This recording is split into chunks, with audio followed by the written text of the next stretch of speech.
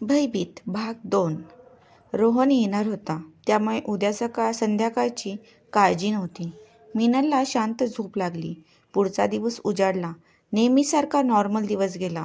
Office झालं, मग class झाला. मिनल बसस्टॉपवर उतरली. हळूहळू ती दर्ग्याजवळ येऊन थांबली. ती आज जरा लवकर आली होती. रोहनची वाट पाहत होती. इतक्यात तिला सायकलची घंटी ऐकू आली. दर्ग्याच्या पुढेच पाठमोरा तो माणूस उभा होता. मिनलच्या काळजात धस्स झालं. आता काय? प्रश्न पडला. एवढ्यात तिच्या बाजूला एक बाईक एकदम थांबली. अगं मिनल, इथे काय करतेस? घरीच जायचंय ना? चल सोडतो घरी, बस ना. तो अनिकेत होता. त्यांच्या कॉलनीत राहायचा. रोहनचा सिनियर होता. पुष्कळदा घरी यायचा. मिनलला तर प्रथम कळेना की काय प्रतिक्रिया द्यावी. ती फक्त हो हो म्हणत होती. तिला जणू देवच भेटला होता. हो ना रे, रोहन येतो म्हणाला होता घ्यायला. त्याचीच वाट पाहत होते. ती पटकन गाडीवर बसली. ती शक्यतो कुणाच्या बाईकवर बसायची नाही. बसल्यावर तिने डोळे बंद केले. पुढे गेल्यावर तिने हळूच अर्धे डोळे उघडून पाहिले. तो माणूस मागून येत होता सायकलवर. क्रमाने घंटी वाजवत. घरासमोर आली तो रोहन गेटमधून गाडी काढत होता. अरे ताई, आलीस?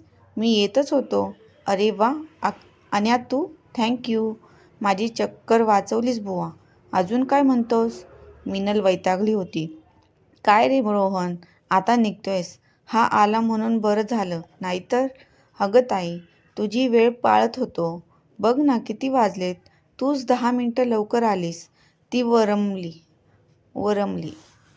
सॉरी रे, अंधार आहे म्हणून. ते दोघे बोलतच थांबले होते. मिनल आत आली. काही केल्या ती घटना तिला विसरेना. मामा आणि मामीला सांगावं तर ते आईबाबांना सांगणार. ते म्हणतील परत ये, तुझे क्लास आणि नोकरी काही नको. या विचाराने ती माघार घेतली. अजून थोडे दिवस पाहूयात असे वाटले. दुसऱ्या दिवशी ऑफिसमधलं काम थोडं लांबलं. उशिरापर्यंत थांबावं लागलं. क्लासला सुट्टी होती, पण घरी जायचं कसं असा विचार मनात आला. तिचे बॉस आले आणि म्हणाले, मिनल, घरी जाण्याची काळजी करू नकोस. सुभाष चौकाच्या पुढे राहतेस ना तू? डन. मला तिकडेच काम आहे. मी सोडेन तुला घरापर्यंत. नको सर, इट्स ओके, मी जाईन sir. It's okay Minal, anyhow I have to go there. Okay, finish your given task fast. संध्याकाळी सरांच्या गाडीत जाताना ती दबावाखालीच होती. का ते माहीत नाही. तिचे सर खूप चांगले होते म्हणून, माणूस आणि बॉस म्हणूनही. त्यांना उगीच त्रास दिला असं वाटायला लागलं. तिचा नेहमीचा बसस्टॉप गेला. मग दर्गा दिसली आणि तो माणूस सायकल घेऊन तिथे उभा होता. अचानकपणे चमकणाऱ्या लाईटीमध्ये तिची नजरानजर झाली आणि तो कुत्सित हसला. इतकं विभत्स हसू होतं ते की क्षणात अंगावर शहारा आला. सरांना घरापर्यंत कशाला न्यायचं म्हणून ती म्हणाली, सर इथे कॉर्नरला सोडा सर. कॉलनीचं गेट आहे. समोरच घर आहे. सर मी जाईन. Are you sure?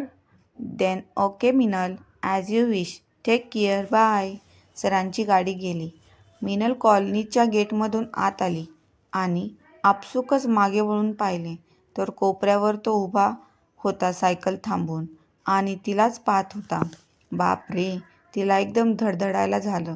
घाम फुटला. पावले थरथरायला लागली. तशीच भेदरलेली ती घरी आली. आपल्या खोलीत जाऊन पडून राहिली. आज 1 महिना झाला. हा मिनलचा क्रमच झाला होता. कुणासोबत तरी गाडीवर यायचं किंवा मग ऑटो रिक्षातून घरी यायचं. पण 2-4 दिवसातून एकदा तरी असं व्हायचं की तिला पायी यावं लागायचं. तो माणूस एकदमच अंधारातून यायचा. पूर्वी सायकलवर येता का, बसा म्हणायचा. काही दिवसांनी तर तो आता सोबत येता का असं गचाळ नजरेने म्हणायचा.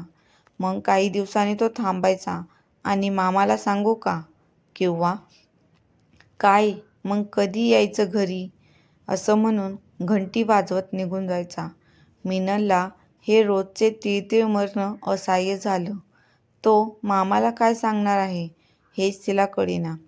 पण एक अनामिक दहशत निर्माण झाली.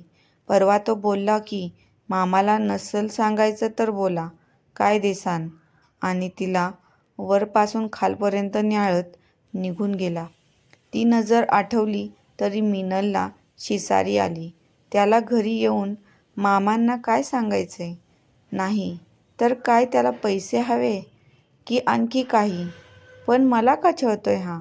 कशासाठी? मी काय चूक केली आहे? मी तर त्यांना ओळखतही नाही. काय हवंय आणि का हवंय? अशा अनेक गोष्टी तिची चिडचिड वाढू लागली. कथा पुढे. हे कुठेतरी कुणाजवळ तरी बोलणं आवश्यक होतं, नाहीतर विचार करून तिचं डोकं फुटणं जाईल की काय अशी भीती तिला वाटत होती. ती सतत दडपणाखाली असायची.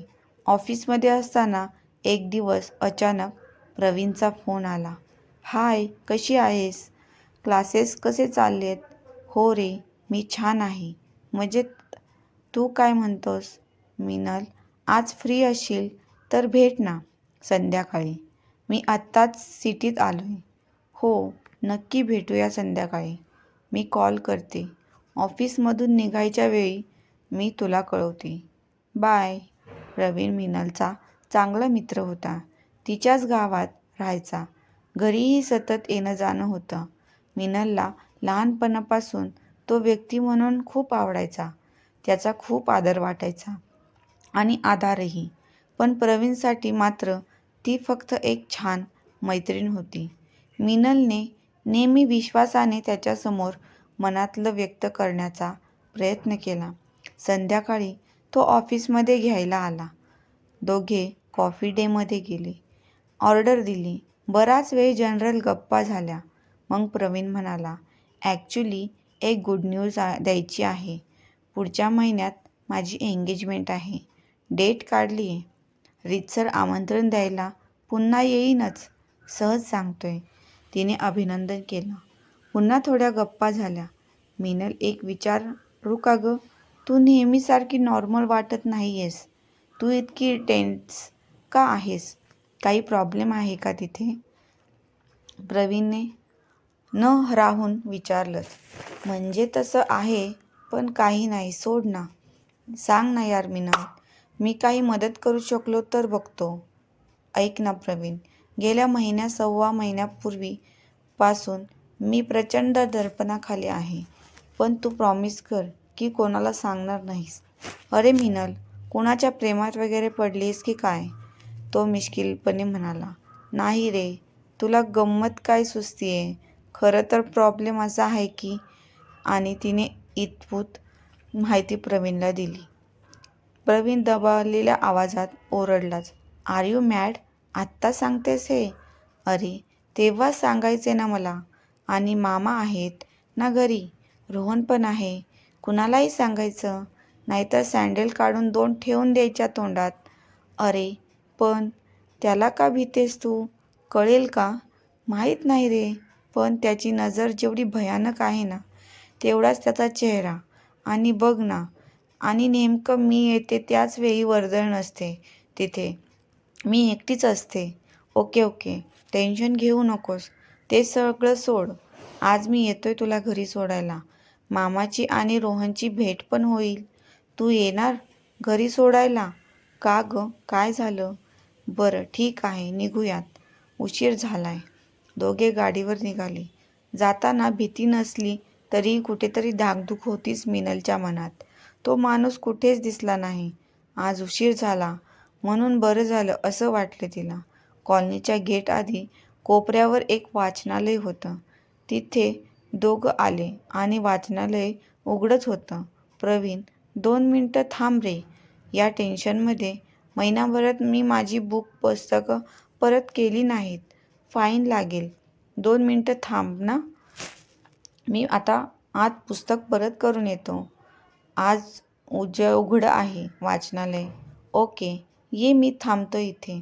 प्रवीण वाचनालयाबाहेरच्या बागेत थांबला आणि मिनल आत गेली. रात्रीचे 8 वाजत आले होते. वाचनालयात एखादा माणूस असेल. गर्दी नव्हती, सामसूम होती. तिने पुस्तक परत केली. दुसरी घेतली नाहीत. मिनल बाहेर आली अन प्रवीणशी हात मिळवत म्हणाली, थँक्यू रे, तू इथपर्यंत आलास माझ्यासाठी. आणि अभिनंदन पुन्हा एंगेजमेंटसाठी. प्रवीणने थँक्यू म्हणून तिच्या खांद्यावर थाप मारली. तिला किती आधार वाटला.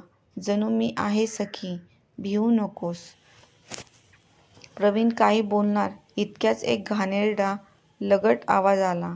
आज काय नवा यार का? मिनलला धस्स झालं. तोच तिथे अंधारात बाकड्यावर बसलेला होता. मिनलचे डोळे भीतीने विस्फारले. ती ओरडली, प्रवीण, प्रवीण हाच तो. प्रवीणने शर्टच्या बाह्या वर केल्या, मिनलला मागे होण्याचा इशारा केला आणि त्या माणसाकडे तत्परतेने वळाला. क्रमशः. मित्रांनो, तुम्हाला ही कथा आवडली असेल तर चॅनलला लाईक आणि सबस्क्राईब नक्की करा. धन्यवाद.